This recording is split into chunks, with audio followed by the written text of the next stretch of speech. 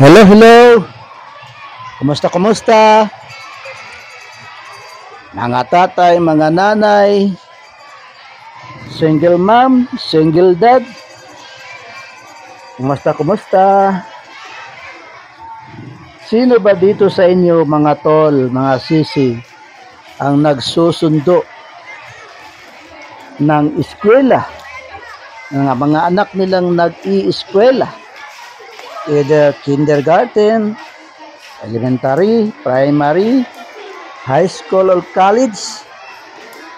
Please, kung taga-sundo ka ng inyong mga estudyante, leave a comment at i-share naman ang inyong mga karanasan kung kayo ay nagsusundo ng inyong mga estudyante. Ako mga tol, buong araw nasa trabaho talaga ako. Pero minsan, pagka mahina ang trabaho at maaga ang uwi ko, ako na mismo sumusundo sa aking estudyante. Kahit noon, nung lalaki ay wala pa sa college, pag nataon na maaga ang uwi ko, sinusundo ko sa school niya. At ngayon naman, itong babae, alas 6:30 ng gabi ang kanyang uwi. Nakakaawa naman kung pabayaan na lang na gabihin sa pag-uwi. Di naman malayo sa ang bahay namin sa school. Medyo matao lang yung lugar na dadaanan at madaming sasakyan. Kahit siya ay grade 5, ay kailangan namin gabayan sa pag-uwi para safe. Kaya ako, pag maaga ang uwi ko dahil wala akong gaanong trabaho na i-overtime, magsusundo ako ng ating eskwela. Napapansin ko mga tol, pag nagsundo ng eskwela, ang saya-saya ng mga nanay. Habang naghihintay sila sa kanilang mga estudyante, ay kukwentuhan. Kukumpul-kumpul sa gilid. Alam mo na ang mga nanay, mahilig talaga silang makipagkwentuhan sa kapwa nanay. Kwento-kwento habang naghihintay sa kanilang estudyante. Ako naman dyan mga tol, medyo naiinip dahil matagal lumabas yung aking estudyante. At medyo napaaga yata yung sundo ko, yung oras ng pagpunta ko sa school. Kaya try ko mag-video muna para malibang. Matuwa naman ako. Meron akong pagkaabalahan habang naghihintay kung kailan lalabas ang estudyante. Natuwa naman ako dun sa mga nanay, dun sa gilid-gilid, sa kanilang mga kwentuhan. Kita natin sila.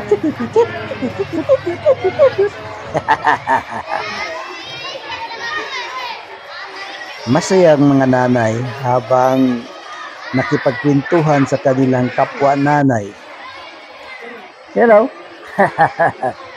Habang nakipagkwentuhan sa kapwa nanay, masaya po sila habang naghihintay. Para hindi sila maboboard sa paghihintay kung kailan lalabas ang kanilang estudyante. Alam na nila yung oras ng labasan. Pero pag wala po silang masyadong gawain sa bahay siguro, Kaya maaga pong pumupunta ng school. And to meet some mothers na kanilang makipagkwentuhan tungkol sa kung ano-anong bagay. Ang estudyante ko ay kailangan pong sunduin para safe, at sayang din naman ang oras ng uwi ko kung di diretso lamang ako ng bahay na hindi pa masundo ang aking estudyante. Naghihintay sa bahay, nakauwi na ba, titingala-tingala kami. Si Mrs. palaging sumusundo, siya talaga taga-sundo kasi alas 6:30 na ang uwi. At kailangan sunduin kasi matao po yung lugar, di natin alam mo na, babae. Kaya sinusundo, hinahatid sa umaga sa sakayan ng mga tricycle. Pag nakasakay na papuntang school, sapit ng hapon, gabi, sundo na naman. Hindi na siya hintayin dito sa bahay o sa sakayan. Doon na mismo sa school, susundo. Yan na mga tol. Yung window ng cellphone ko, nakita niyo ako, nakaharap talaga ako sa gate. Habang bawat bata na lalabas ng gate, tinitignan ng mga mukha at inabangan kung andyan na ba ang anak ko. Medyo matagal po siyang lumabas kasi ang labasan talaga din 6:30. Kaya nakisabay na lang ako sa iba, nakipag-kwentuhan, nakipag-video doon sa mga nagsusundo ng mga kakilala din, mga kapitbahay. Mundo yung kanilang estudyante. Ay, naantok, sarap matulog. Mga tol,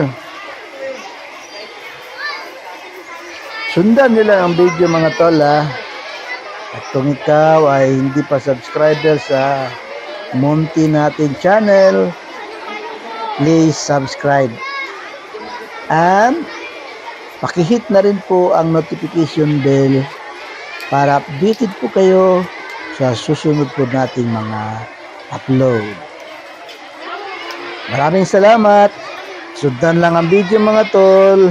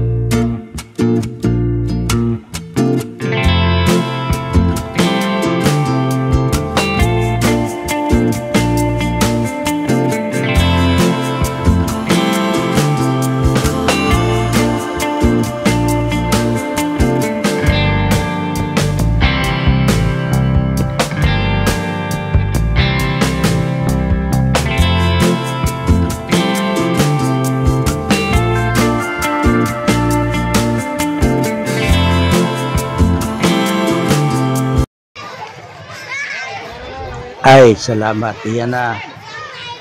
Lumabas na ang inaantay ko.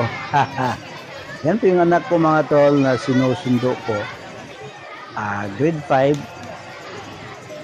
Kaya kailangan natin siya sunduin. Thanks for watching mga tol.